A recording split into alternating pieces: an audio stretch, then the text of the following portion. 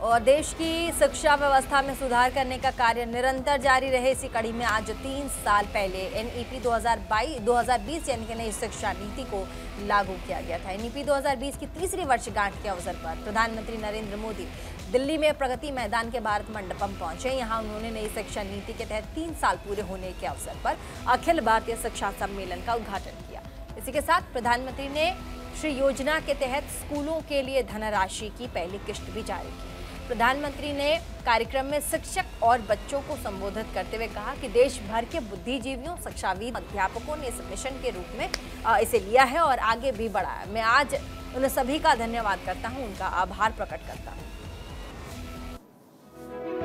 मैं माननीय प्रधानमंत्री जी से अनुरोध करती हूं कि वे पीएम श्री फंड्स की पहली इंस्टॉलमेंट जो चयनित विद्यालयों को दी जा रही है उसका अनावरण बटन दबाकर करें।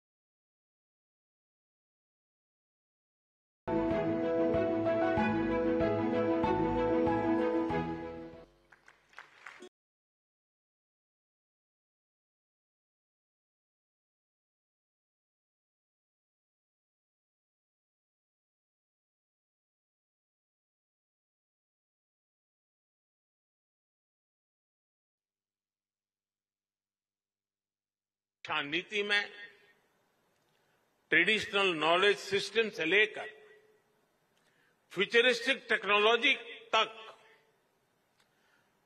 उसको बराबर एक बैलेंस वे में उसको अहमियत दी गई है। प्राथमिक शिक्षा के क्षेत्र में नया पाठ्यक्रम तैयार करने के लिए, क्षेत्रीय भाषाओं की पुस्तकें लाने के लिए, उच्च शिक्षा के लिए देश में रिसर्च इकोसिस्टम को मजबूत करने के लिए देश का शिक्षा जगत के सभी महानुभावों ने बहुत परिश्रम किया है। देश के सामान्य नागरिक और हमारे विद्यार्थी नई व्यवस्था से भली भांति परिचित है। वो ये जान गए हैं कि 10+2 एजुकेशन सिस्टम की जगह अब 5+3+3+4 ये प्रणाली पर अमल हो रहा है। पढ़ाई की शुरुआत भी अब 3 साल की आयु से होगी। इससे पूरे देश में एकरूपता आएगी। हाल ही में संसद में नेशनल रिसर्च फाउंडेशन बिल पेश करने के लिए काशी के रुद्राक्ष से लेकर इस आधुनिक भारत मंडपम तक अखिल भारतीय शिक्षा समागम की इस यात्रा में एक संदेश भी छिपा है। ये संदेश है प्राचीनता और आधुनिकता के संगम का,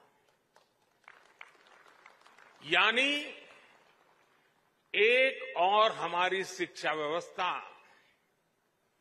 भारत की प्राचीन परंपराओं को सहज रही है, आधुनिक साइंस और हाईटेक टेक्नोलॉजी इस फील्ड में भी हम उतना ही। और प्रधानमंत्री की आज इस कार्यक्रम की बड़ी बातें क्या रही वो आपको बता देते हैं। राष्ट्रीय शिक्षा नीति का लक्ष्य क्या है? आज राष्ट्रीय शिक्षा नीति का जो लक्ष्य है वो इसमें प्रधानमंत्री मोदी की आज के कार्यक्रम की बड़ी बातें हम लगातार आपको बताते चलते हैं। शिक्षा में देश का भाग्य बदलने की ताकत हो, साथ ही विद्या के लिए विमर्श और शिक्षा के लिए संवाद जरूरी हो, ये भी उन्होंने कहा है। हाईटेक टेक्नोलॉजी में तेजी से आगे बढ़ रहा है देश, प्रधानमंत्री ने कहा। साथ ही एनईपी को एक मिशन बनाने के लिए बुद्धिजीवियों, शिक्षाविदों और साथ ही अध्यापकों का धन्यवाद भी प्रधानमंत्री ने किया। हाईटेक टेक्नोलॉजी में तेजी से आगे बढ़ रहा है देश, प्रधानमंत्री ने कहा। साथ ही युग बदलने वाले परिवर्तन समय लेते हैं, साथ ही ट्रेडिशनल नॉलेज से लेकर फ्यूचरिस्टिक टेक्नोलॉजी तक 5+3+3+4 शिक्षा प्रणाली से मजबूत होगी शिक्षा व्यवस्था, ये भी प्रधानमंत्री ने कहा। लगभग 130 विषयों की किताबें तैयार हो रही हैं और 22 भारतीय भाषाओं में भी ये किताबें उपलब्ध होंगी। अंग्रेजी ना बोल पाने की वजह से प्रतिभा को स्वीकार करने में समय लगता था, लेकिन अब ऐसा नहीं है। तीसरी से लेकर 12वीं क्लास तक लगभग 130 विषयों की किताबें अब आ रही हैं। सोशल साइंस, इंजीनियरिंग तक की पढ़ाई भी भारतीय भाषाओं में होंगी।